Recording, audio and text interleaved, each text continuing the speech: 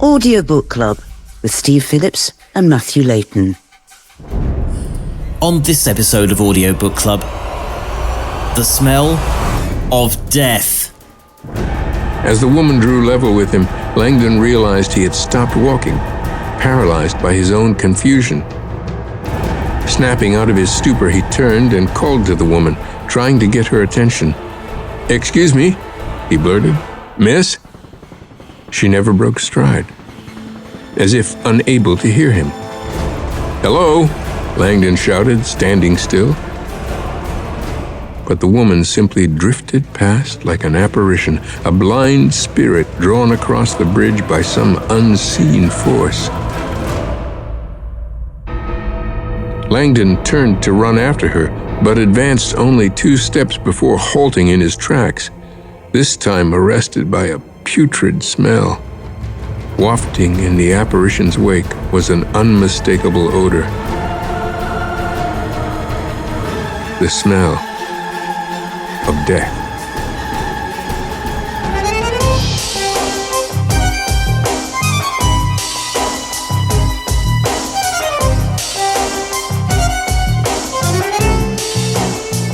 Hello and welcome to Audiobook Club, the podcast about audiobooks that definitely hasn't discovered that it's a direct descendant of Jesus Christ. Wrong book, sorry. Hey Matt, how you doing? Frazzled. Yes, well, so you had a bit of a mission. When we had last week's episode, we realised that Dan Brown's new book, The Secret of Secrets, and it's the first for years, was coming out on the 9th of September. As we record this, it's the 11th of September, and it was only after we said we'd do this mission that you discovered it was 22 hours and 50 minutes long. You have spent precisely half of the time in 2 days listening to this book. How did it go? Yes.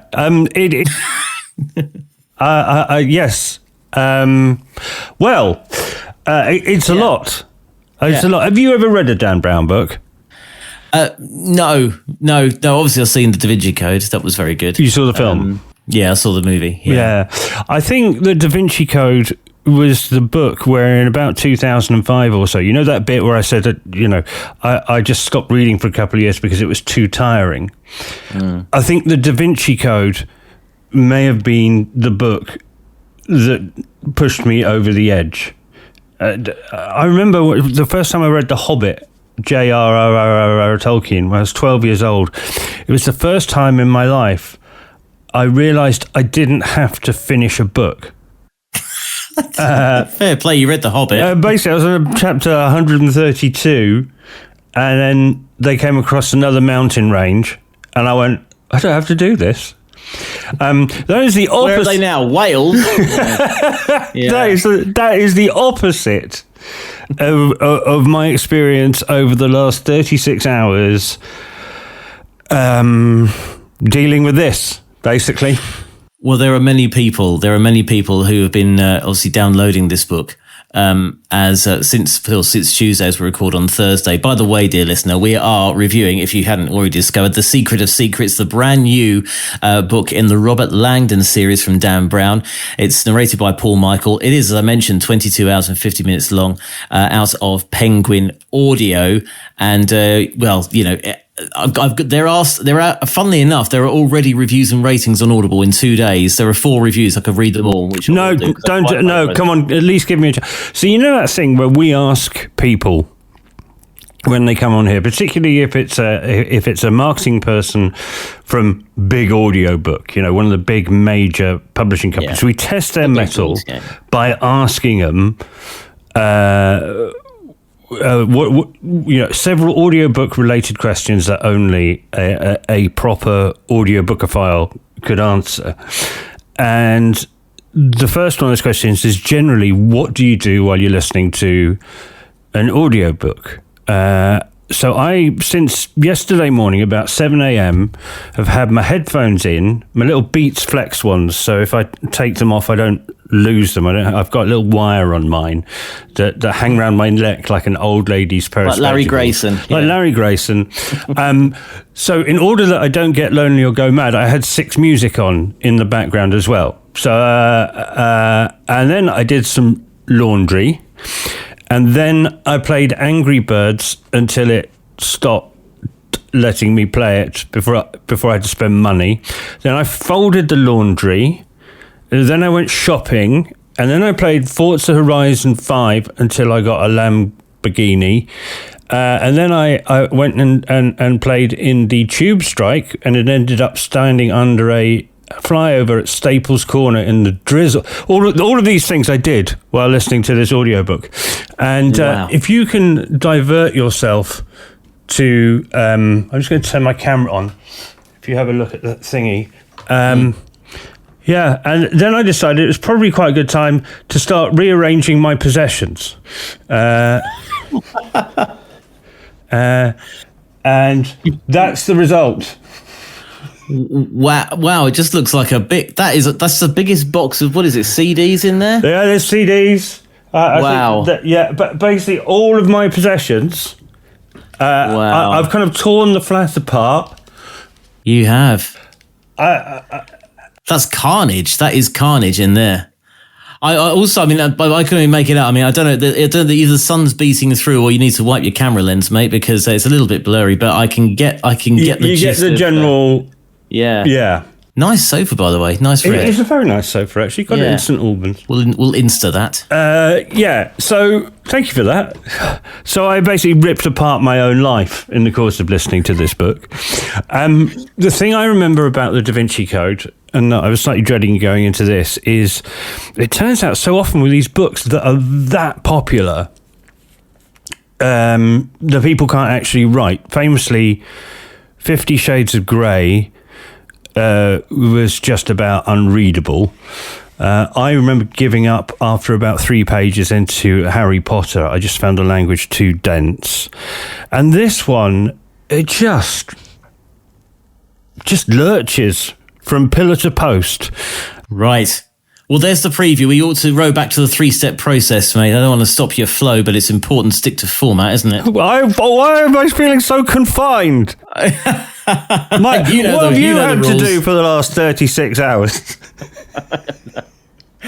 You clearly haven't been able to leave a normal life No! in the cause And of now I've this got to do what audiobook. you say. All right, carry on. What's your 3-step process, mate? Well, the 3-step process, if you haven't been a regular listener, is we talk about the author, then the text of the book, as you have been starting to allude to, and then the audiobook production. Does it bring anything to the party? Does it add anything over the top of the print version? So let's start that flow again. Quickly touch on the author, then we'll get into the rest of your ordeal, it sounds like, over the last 36 hours. Dan Brown is the author of 8 number-one best-selling novels, including the aforementioned Da Vinci Code, which was translated into 56 languages and sold 250 million copies worldwide. Last week, funnily enough, just to put that into perspective, we were doing Adam Kay's book, and he sold 3 million copies of This Is Going to Hurt, as opposed to 250 million copies, and 37 languages. And I was thinking at the time, like, okay, so he sold 1 million in English, 500,000 in French, 500,000 in German, and the returns get smaller and smaller. What did he spend? 3 in Swahili, by the time you get to the end of the list. But I guess Dan Brown probably did okay and will be fine. It's everywhere, that book. It was everywhere, wasn't it? It was the book to have, wasn't it? It was, back in the day.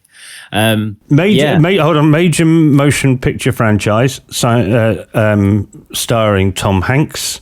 And it turns out that Dan Brown was the son of a mathematics teacher and a church organist, which explains the mix in his head between spirituality and science. GCSE maths. Oh, God, the worst. I followed a similar path. I did GCSE maths, and I was in the local church choir. Well, don't bother writing a book about it, please. I'm begging you. Don't tempt me. I'm going to make a book. Yes. So, look, he's done really well. It's been 8 years since the last book in this series, and I'm sure he's all right for cash, unless he's gone on some sort of wild bender and needed to write this one. But he's very successful, and that's all I've got to say about the author. Okay. Well, should we talk about the book itself then? Yes. You're in mid-flow. I did stop your flow. Apologies for that. No, not at all. You do the blurb as is statutory, and then we're away. It's not statutory. It's the most special part of this program, the zenith, the Stop peak. talking about my special part. The peak of what we do. The only reason that we've got 30 listeners. No, we're doing all right for listeners, actually, and they're widely spread across English-speaking countries around the world, and they all just tune in to hear this bit, the golden moment in our podcast. Wireless, yes. The only reason I turn up, actually, is to hear Mr. Steve Phillips read the blurb from the back of the book. Let's get into it then. Robert Langdon is back in the long-awaited new Race Against Time thriller from the global best-selling author of The Da Vinci Code and Angels and Demons. Accompanying celebrated academic Catherine Solomon to a lecture she's been invited to give in Prague, Robert Langdon... Hang on. Do you see what I mean? Do you see it? Again. No. This is precisely my point. There is something intangible about it where the story, the yarn is great, but just the technical writing is just not quite there. It's a bit weird. There's even one bit in the book where he has a character who is a linguistic pedant who tells someone else off for saying who when they meant whom, and in the next sentence talks about stadiums.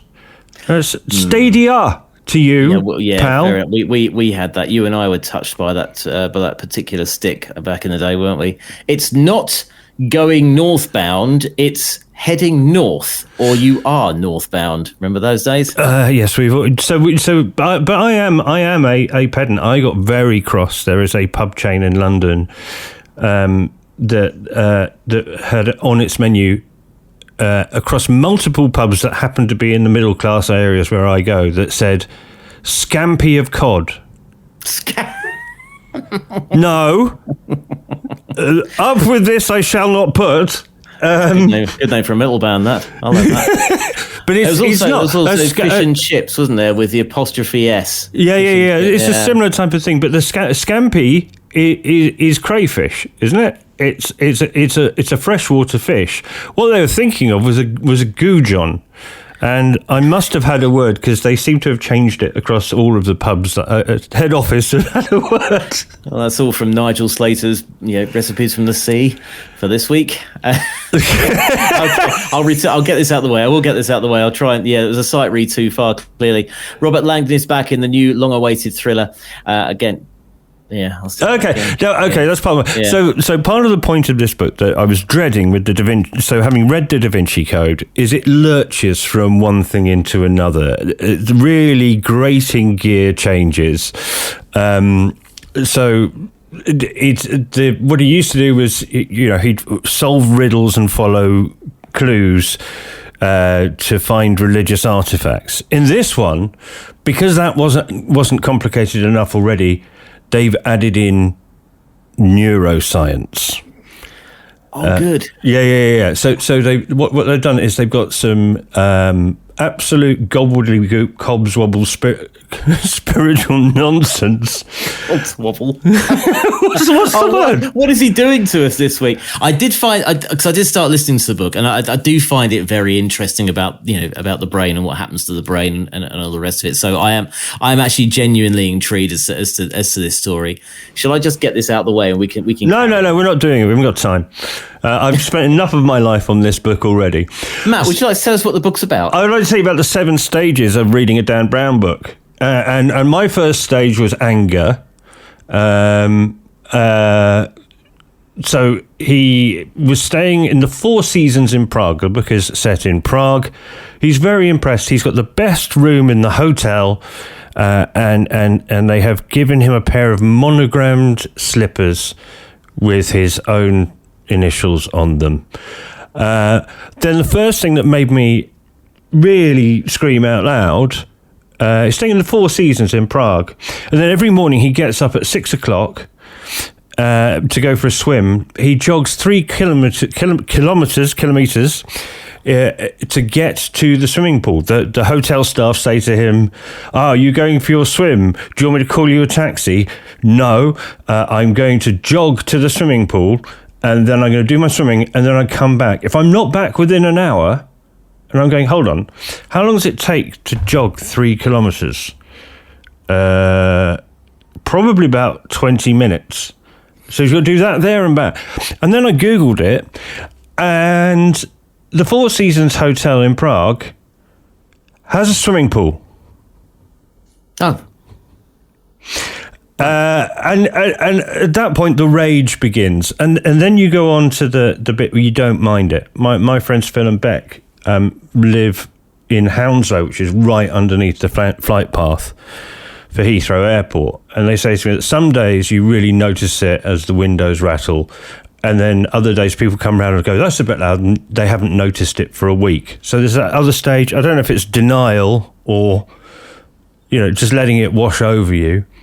And then there's the bit, unfortunately, where it asks the most fundamental questions and explains scientific theories quite clearly. And the most fundamental question, according to this book, is what happens when we die? What happens to our conscience? So he ponders this question. He's a professor. His girlfriend's a professor too, of something different. And then they escape from a baddie with a gun through a hall of mirrors, and then jumping onto a funicular railway. Sounds like a fun fair. Yeah. Well, it wasn't a hall of mirrors. It's not the man with the golden gun, mate. This was classy. It was not Clacton Pier. It was like some very sacred labyrinth in Prague somewhere. So this thing, I don't know. There's everything in this book. You got to write this week's bit that you say at the beginning. As I was on the bus on the way to go and grab this birthday present I had to get, my plan was to go Audiobook Club, the podcast that has 3 functioning thumbs and knows how to use them. Obviously, after your ailments from last week. I appreciate the continuity there. Nice callback. Well, you know what? In this book, turns out 16 and a half hours in, there's a severed thumb. So we've now got 4. Oh. Yeah.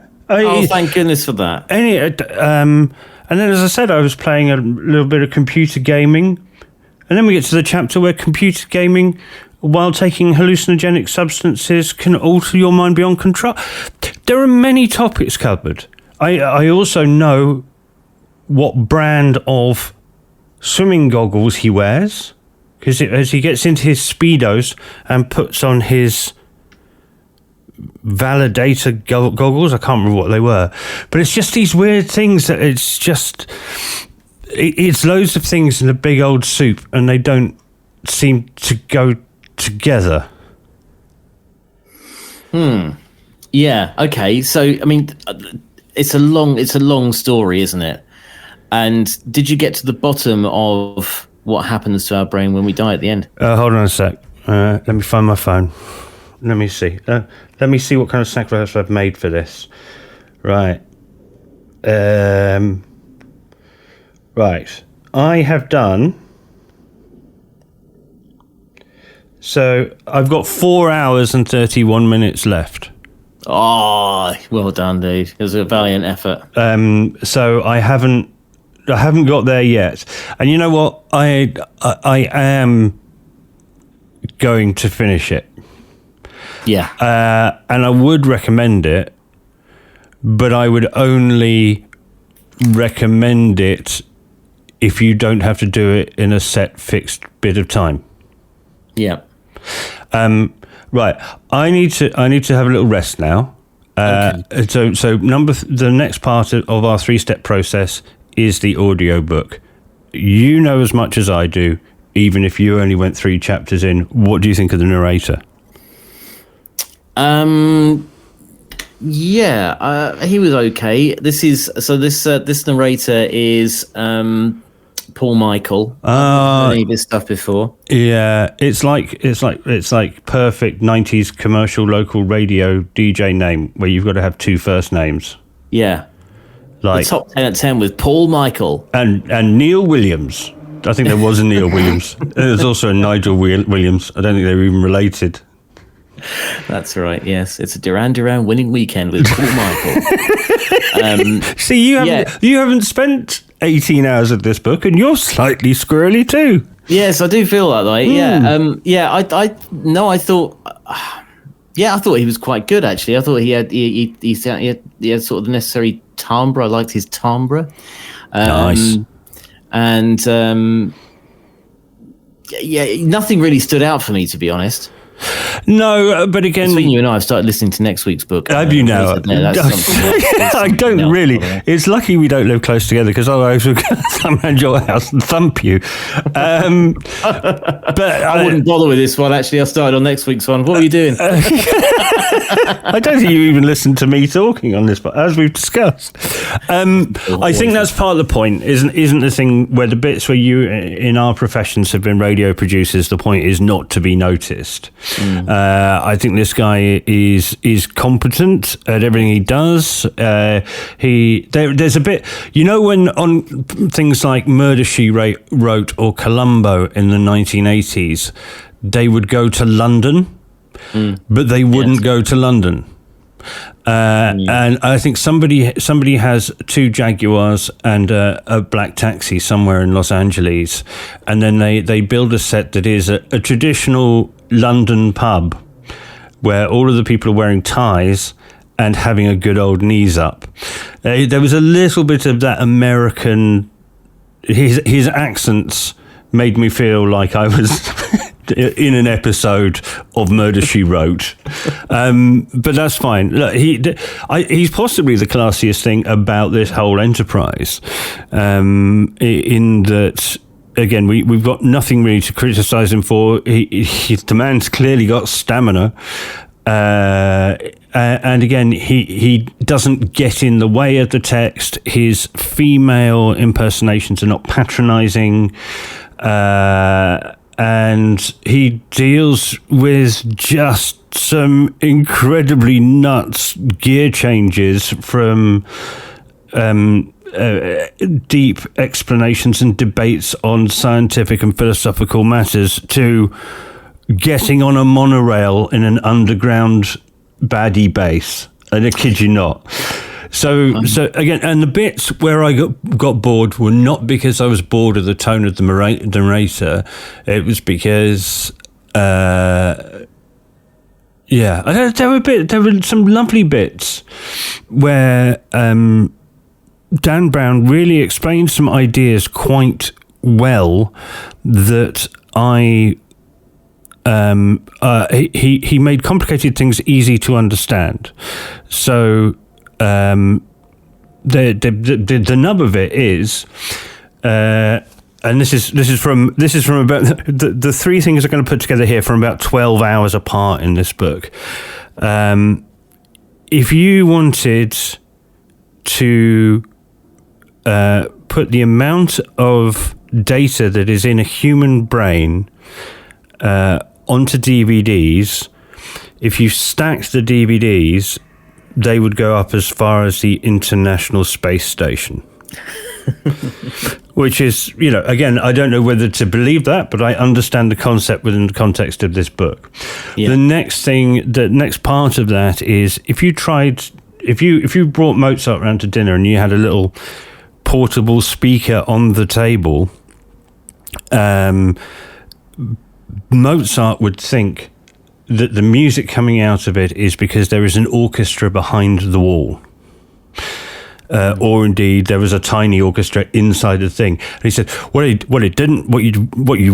wouldn't think is that there are radio waves because it's not in his context. I'm going, if it's a portable speaker on a table, it's going to be Bluetooth, isn't it? Yeah. And then, the logical extension of that is that perhaps what happens when we die? Well, perhaps our bodies, if you think about the amazing stuff that our brains can do, perhaps our bodies are only the radio receivers. And then he debunks all of that as well afterwards. But yeah, I don't know. So in terms of the audiobook narrator, again, it's because we didn't notice it too much. I think that means he's good. But he certainly didn't stand in front of the book, but also there was no discernible personality. It's not like listening to something read by Will Wheaton or somebody who or Andy Serkis. I think there's an argument actually in last week when we did the Adam Kay book, a particularly nasty case. I think we both agreed that the narrator got in the way of the book. Well, this is it, isn't it? And I think you're right, Paul Michael. From the small amount I heard, he was doing exactly that. It was very sort of, I guess, workmanlike. Is that like an Uber driver where your driver's name is their first name and their middle name, and they just don't bother putting a surname on? Does this bloke, is that what this bloke probably doesn't deserve a surname? Deserve a surname. Of course, everyone deserves a surname if they want one. By the way, a question for you. How do you think this would have sounded with Jeff Harding, who I know is one of your favourites?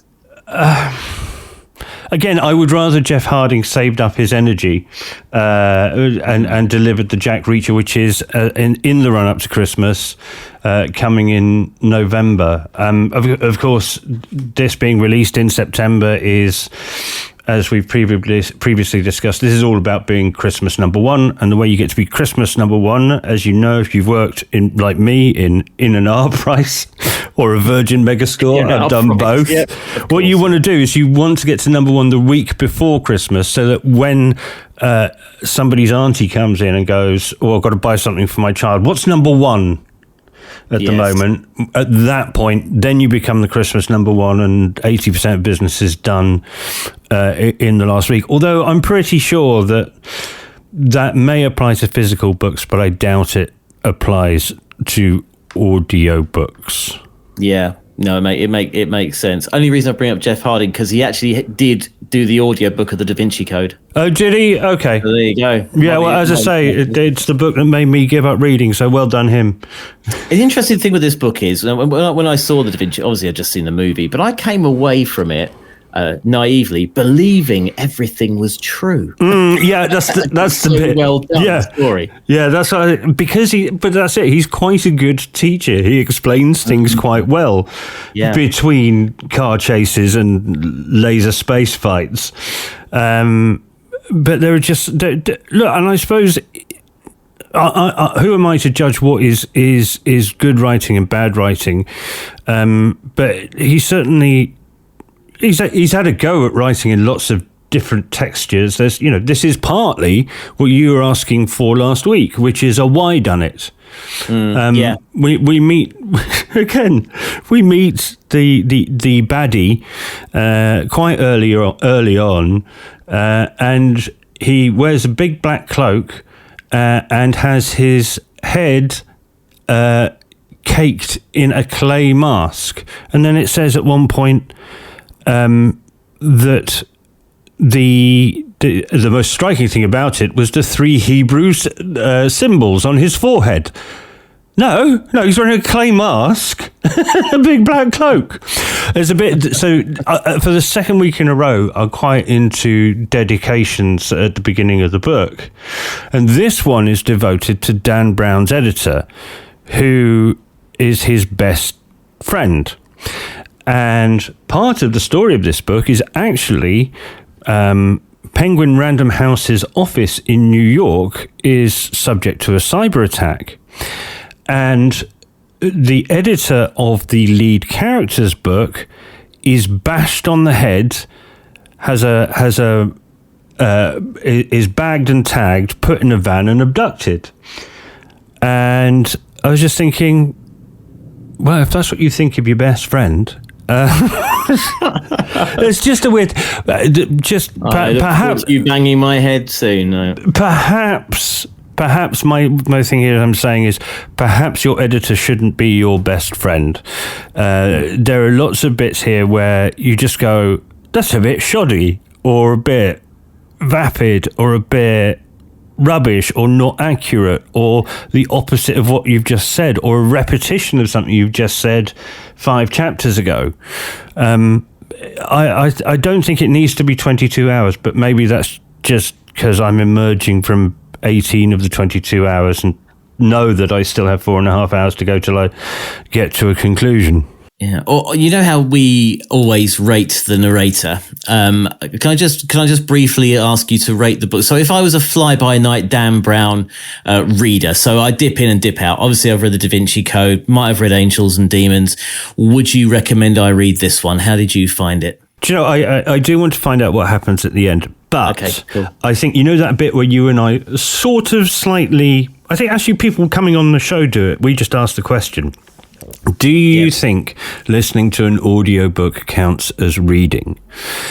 And I'm just really glad I didn't have to read this and that I was able to do all those other things that I did, like tearing my house apart and playing Angry Birds, because I was able to do it passively. If I'd had to hold a book in my hands and wasn't able to do anything else, I think I'd resent it. I think these are literally airport books, aren't they? In the fact that, you know, you expect that. I'm not sure how this works, but actually I should think they'll sell more copies in June or July next year, just before people go on holiday and they dip into it for 2 hours a day, sitting by the pool on a 2-week holiday. And I think that's. I mean, look, I'm complaining about just how shoddy this thing is and how perhaps your editor shouldn't be your best friend. It could be tightened up a bit, but I still kind of grudgingly enjoyed it. Yeah, that's good. That's good news. And I do want to find out what happened, but don't spoil my bit. Was there anything with the narrator? We're saying I think narration rather than performance with this one, aren't we? I'm exhausted. Fair enough. No, look, he does some voices. There's different tone in what he does. He's not flat and boring. Oh, can I ask about the Slavic voices, by the way? Yes, you can. Two of the 4 reviews have been mentioning the Slavic accents. Well, thereof. I did that again. That was something that I was correcting, given the fact that I speak Russian or used to. A bit shabby. But again, not something that I would complain about in front of other people because it makes you look like a bit of an arsehole. So thanks for bringing that up, Steve. No, 2 people have done pretty much the same thing in print on the reviews here. No, I haven't really. I don't mind it. It's fine. It's that would be like, you know, saying that watching the Hunt for Red October and going, I didn't know he was Scottish. You know, it was. Bless you, Sean. Yeah, if this were a truly literary book where the significance of language was more than what people say to waiters and the signs on doors, then perhaps. But I'm not going to complain about it here. No, fair play. Okie dokie. Shall we wrap it there then for the secret of secrets? Well, you've literally got to go and see A Man About a Dog, haven't you? I certainly have. Yeah, not to push us out the door or anything, but I think people maybe have just want to. Well, moreover, I think people want you to have a bit of a lie down. I need to lie down. Marathon. You need a lie down. How? So for next week, I've done this. So we've got a gap next week, which we work because it's obviously the big autumn season when everyone releases their books in September to get Christmas #1. And today's released, literally released today. It's book 9 in the Slough House series. So, do you ever watch Slow Horses? I was about to say, that's Slow Horses, isn't it? Slow Horses. So, Clowntown is the latest book in the series by Mick Herron. It's narrated by Sean Barrett. I've listened to the first sort of 2 or 3 minutes. His voice is something else, by the way. I don't know if you heard Sean Barrett. I haven't. 12 hours and 6 minutes. It was out today, as we record, by the way, not published, so 11th September, out of Baskerville, the publisher. So, there we go. We've got the latest in the Slough House series, and it was that great bit where it must have been about 2023 when Succession was on and Slow Horses was on, and the 2 programs were defined by the way the leading characters said "fuck off." And only Gary Oldman can do it properly. No. Brian Cox's. Was Brian. Fuck off, like that. Whereas Gary Oldman says fuck off, like that. Proper East End. That's it. It's the only way to say it, really. Isn't it? I think both are equally valid, and we must all find our own ways of saying "fuck off." I think we were almost trying to slip into sort of the Peter Cook Dudley Moore sketch where they're talking about the swearing in Pinter plays, but doing it in the style of sort of West End snooty critics. I'll send you the link, by the way. Yeah. Niche audience. So anyway, well, it wouldn't be an episode of Audiobook Club without you getting in your little time machine and going back to when things were funny. When things were better. Yeah. When things were legend.